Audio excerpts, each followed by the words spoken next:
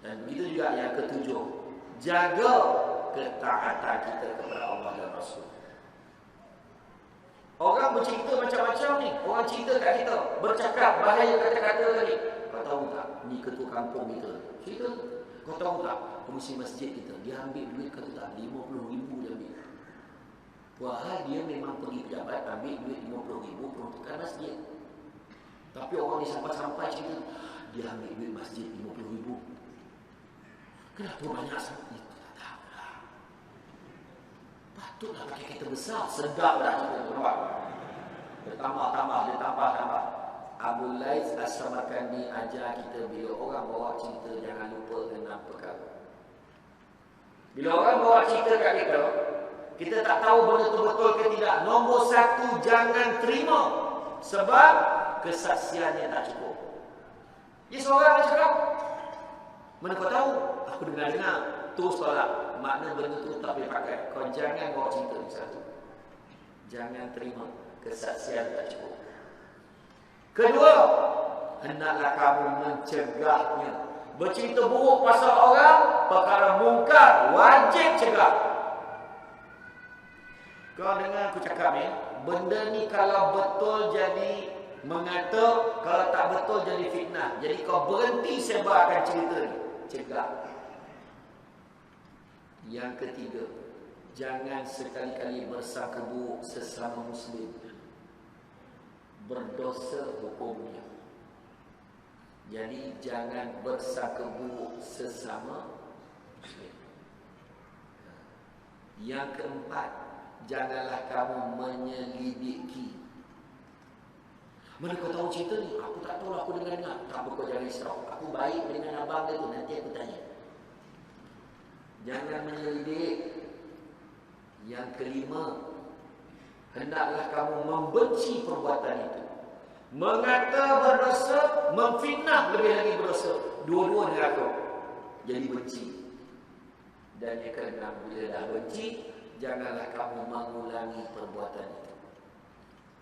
Itu sebab di Indonesia, rancangan-rancangan hiburan yang berbentuk gosip-gosip, bercerita kisah kehidupan artis, dah lama diharapkan di Indonesia.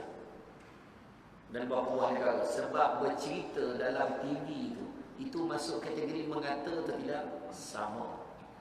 Kita pula balik pergi kedui jumpa kawan-kawan. Kau tengok tak cerita tu tadi, tengok tak? Tak sangka kan dia macam tu. Yang kita cerita tu apa? Manusia. Sama tak mengumpat? Sama. Itu sebabnya dikisahkan macam mana kisah seorang guru di Indonesia.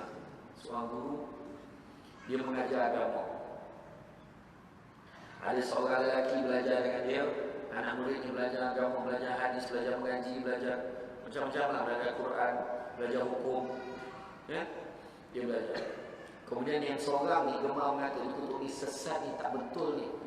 Macam-macam dikutuknya guru ni. Guru ni tak elok, guru ni tak betul, guru ni tak boleh pakai, macam-macam.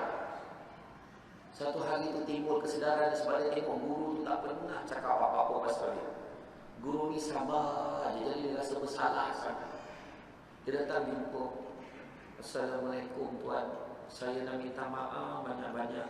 Saya banyak kutuk, banyak fitnah, banyak kata yang bukan-bukan, banyak caci maki macam-macam. Saya minta maaf banyak-banyak dah fitnah-fitnah yang saya bawa. Apa kata guru tu? Tak apalah, saya dah lama maafkan kamu. Tak apa. Jangan macam tu, hati aku ni tak tenang. Kau cakaplah apa yang patut aku buat ni.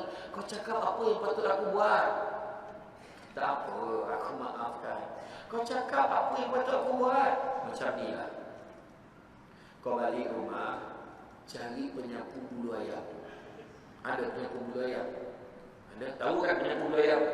Ambil penyapu bulu ayam tu, kemudian bawa datang kemari. Kenapa? Dalam perjalanan, setiap perkara yang kau kutuk aku dulu, yang kau fitnah aku, kau cakap pasal aku, kau cabut satu. Oh, aku cakap macam ni, cabut. Aku cakap macam ni, cabut. Oh, aku cakap ni, cabut. Cabut. Banyak teringat tu, cabut. Sampai di rumah guru, togel dah. Tak ada satu lagi guru lagi dah. Yang punya banyak dia kutuk guru tu. Aku nangis. Banyak betul aku kutuk kau. Tak ada satu guru pun tinggal dah. Apa kata guru tu? Tak apa. Tapi apa aku nak buat ni? Sekarang kau balik semula ke rumah. Kenapa pula? Dalam perjalanan kau kutip balik bulu-bulu ayam yang kau dah cabut tadi. Saya nak tanya, rasa-rasa banyak tak dapat? Banyak tak dapat? Kalau dapat balik pun gitu. Dia cari-cari memang ada dah terbang, ada dah hanyut kat sungai, dah melekat kat pokok, pergi kat dinding, dah pergi mana-mana, kena kat kereta, kereta bawa jalan. Akhirnya dia dapat 5 helai bulu. Dia kata, tunggu aku dapat 5 helai je. Apa kata guru tu? Macam itulah sifatnya bila kau bercinta buruk pasal orang. Kau mungkin boleh minta maaf dengan aku, tapi cerita buruk yang kau bawa tadi orang dah sebar-sebar berkata, macam mana kau nak tutup? Macam mana kau nak tutup? Macam itulah juga sifatnya. Itu sebab saya beritahu dalam WhatsApp, kalau ada cerita yang rasa berita-berita yang tak tepat, jangan forward. Walaupun yang kita nak tanya, apa perlu kita tanya? Kan dah sebut Abu Laj kata ni, jangan menyelidiki. Benda tak elok apa cakap. Buat apa cakap benda tak ni? Pernah tak baca dalam WhatsApp? Hati-hati sekiranya anda bertemu dengan makanan-makanan yang mana di dalam pembungkusannya tulis I220, I221, I223. Jangan makan kerana dalam tu ada lemak bab 1. Babi lah kalau tak faham. Sebut bab 1 muka rumut, muka tak faham. Benda tak betul. I220, I221 memang itu adalah merupakan pensampelan untuk tentukan dia gelatin apa. Bukan confirm dia ada gelatin binatang itu. Jangan lagi nak forward-forward ni. Hati-hati. Kita bercerita buruk pasal orang. Ada 2 kategori. Satu ribah, satu fitnah. Kita kena belajar dulu. Apa maksud ribah? Ribah adalah mengumpat, mengata atau membicarakan sesuatu biasanya yang tidak baik tentang orang lain. Macam mana nak tahu baik ke tak baik? Senang je. Rasa-rasa kalau kita cakap dekat dia, dia dengar, dia suka lagi tak? Kalau tak suka, tak baik. Bayangkan kita ke zaman Nabi dulu, ada seorang perempuan datang berjumpa dengan Nabi. Dia bercerita masalah dengan Nabi. Kebetulan perempuan itu saiznya kecil molek macam Sheila Majid. Ni saya cakap, dalam tu tak ada. Saya beritahu, mungkin comel-comel macam tu lah. Bila dia balik, isteri Nabi Aisyah berkata kepada Rasulullah, "Ya Rasulullah, kecilnya dia." Apa jawab Rasulullah? "Ketahuilah wahai isteriku, sesungguhnya engkau sedang membuat riba." Cakap dia kecil pun riba. Termasuklah jemaah yang nampak selalu tadi. Tingginya riba. Nak tak dengar aku cakap tadi? Tinggi. Yang seorang tu lagi lah, dalam tinggi nampak gemuk. Wah, ajar. Itu kan. Itu sebab cakap yang baik-baik, cakap yang elok-elok. Alhamdulillah dapat tengok. Kan? Itu cakap. Ribah ni menyebabkan sesuatu baik dalam soal jasmaninya, agamanya. Kau tengok dia semayang tak betul. Kau tengok, mana dia orang pakai tudung macam tu lagi dah?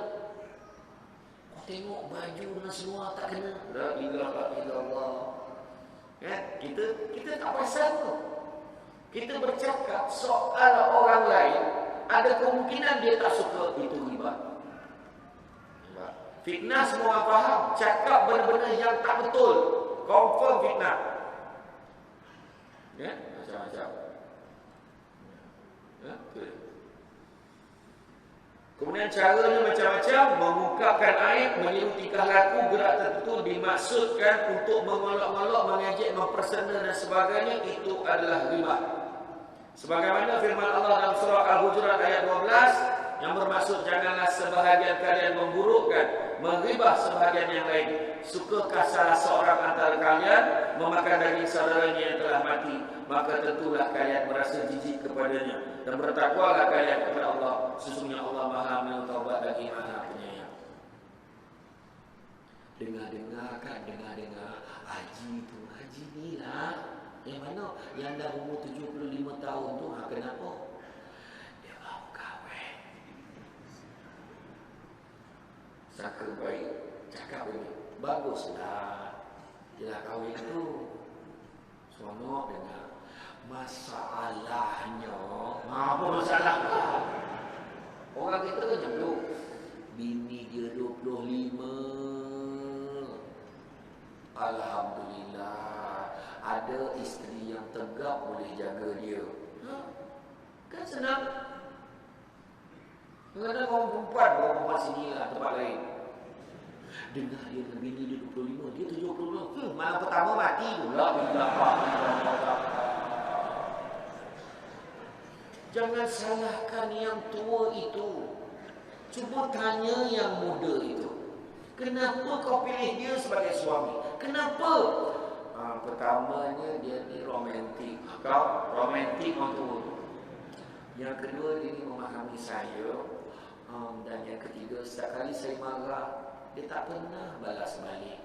Jadi pokak tak terongak.